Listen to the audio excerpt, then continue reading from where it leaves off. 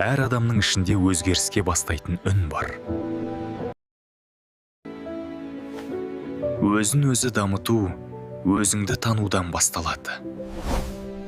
Мақсат қойылған сәттен бастап адам алға қадам жасайды.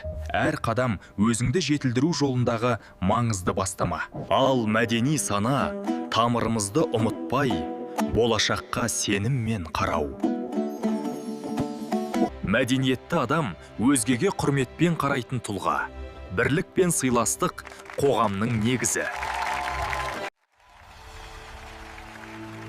Өзін дамытқан адам қоғамды дамытады. Өзгеріс өзіңнен басталады.